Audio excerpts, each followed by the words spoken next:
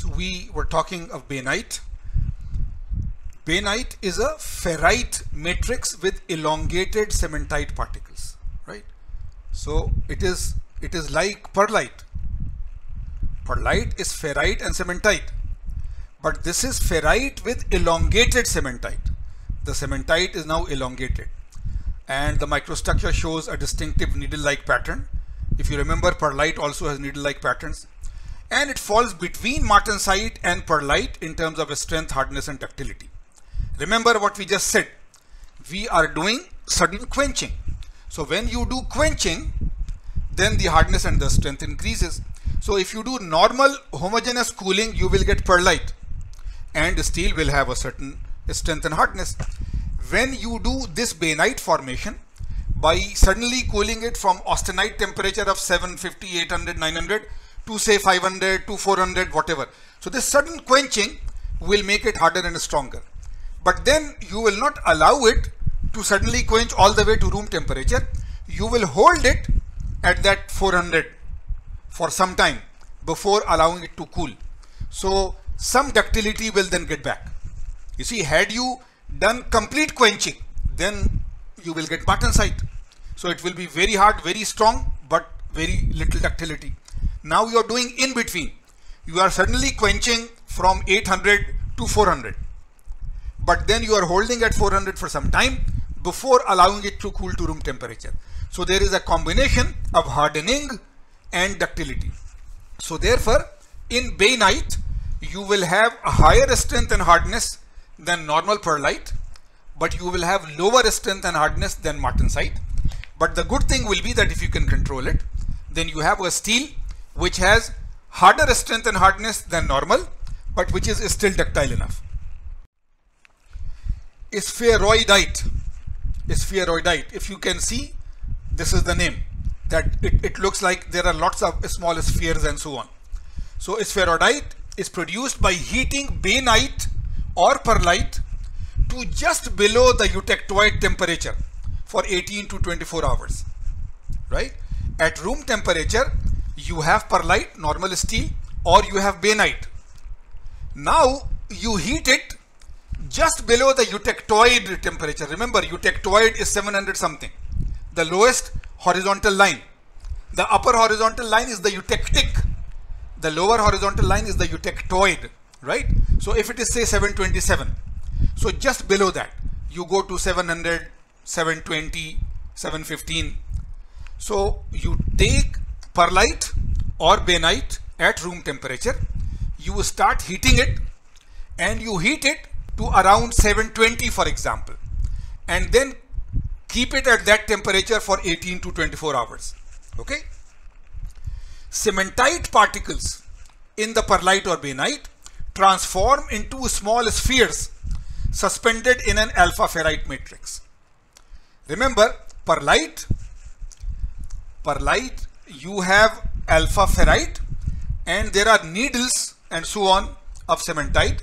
In bainite, you have made the cementite even longer needles, and now you still have ferrite, but you are converting the cementite into small spheres. So this changes into spheroidite. Product is much less hard and strong than perlite, but is far more ductile, right? So spheroidite is a very soft steel now. Let me recap, right? The normal steel is perlite, normal steel, homogeneous, slow cooling, and you can, right, depending on the percentage of carbon, 0.5% carbon, 1%, 1.5%, 2%, it still has lots of different strengths and so on. But whatever it is, if you have taken a 2% carbon steel with normal processing, then you get perlite. If you do sudden quenching, you get martensite. If you do sudden quenching but don't bring down the temperature all the way to room temperature, then you get bainite. Now if you take perlite or bainite and heat it just below the eutectoid temperature for a long time, you get spheroidite. So this spheroidite is the softest of all steels, right? Much less hard and less strong than perlite. Perlite is the normal steel. This is less strong, less hard.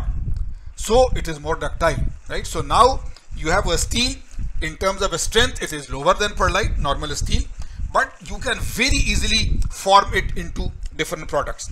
So if you want a product where strength, a slightly lower strength is good, but you want very easy manufacturing, then you can make a spheroidite. Coarse and fine perlite, right? So perlite is there, but perlite is the equilibrium structure. Now if you change from equilibrium to slightly non-equilibrium, then even the perlite will change.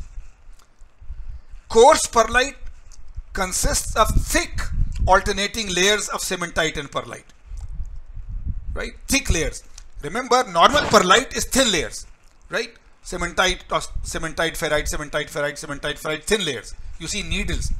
If those needles are thicker, then it is coarse perlite, which is a very nice name. Coarse means not very fine.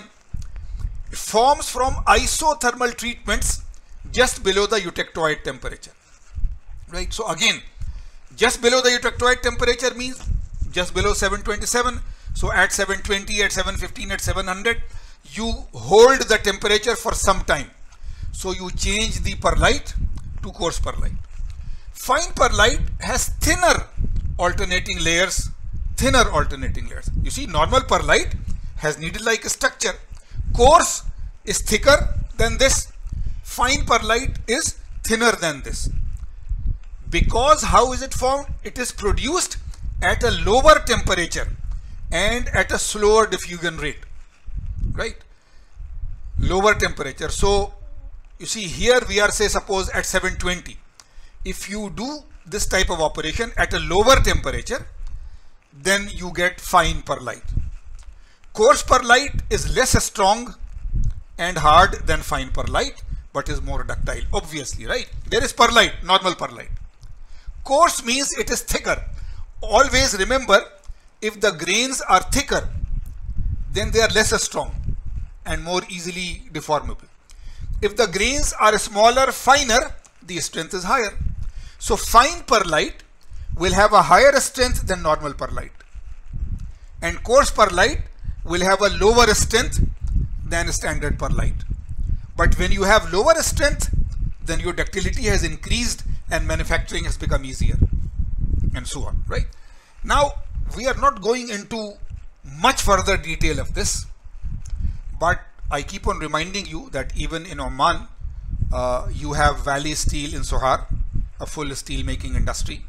You have Muscat Steel in Russell, a full steel making plant.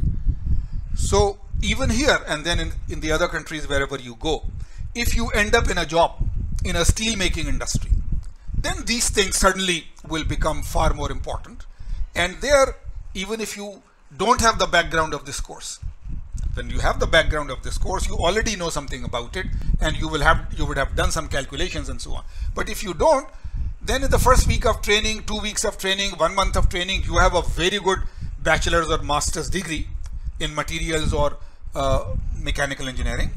And then a month of training, 2 months of training, and you are really, really good, because constantly you are dealing with perlite and bainite and spheroidite and this and that, and you are physically seeing it, and you know what temperature to change, how long to heat it, how quickly to cool it, what is the cooling rate, right? So here, because this is a huge breadth-wise course, not depth-wise, breadth-wise course, we want in each chapter to study a different type of modern material, right? We have done biomaterials earlier, we are doing metals and alloys, we can later go to composites. So here we cannot go into the depth too much, but this much of introduction is good enough. So here a brilliant 1-page summary of the non-equilibrium products: martensite, bainite, spheroidite, coarse perlite, fine perlite. So now you read yourself, but what will be the describing for each one of them? What does the microstructure look like? How is it formed? And what are the general mechanical properties? So this is a brilliant 1-page nutshell of all these non-equilibrium steel things. So until today, if you had not done these non-equilibrium, then suddenly, I mean, you know perlite, which means alpha ferrite and cementite, you know gamma austenite, you know delta ferrite.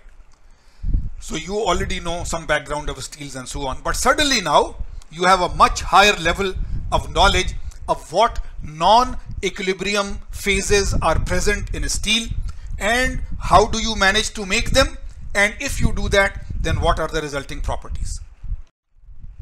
And here I have just combined that under the microscope. If you see the microstructure, perlite, austenite, martensite, bainite, spheroidite.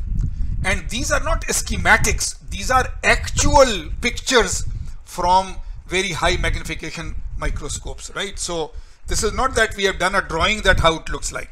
These are actual photographs from those microstructures that you do at a very high magnification.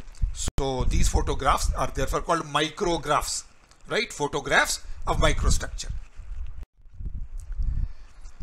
Let us do an example now, and I would like you to, as I always want you to do with me, that read the example carefully.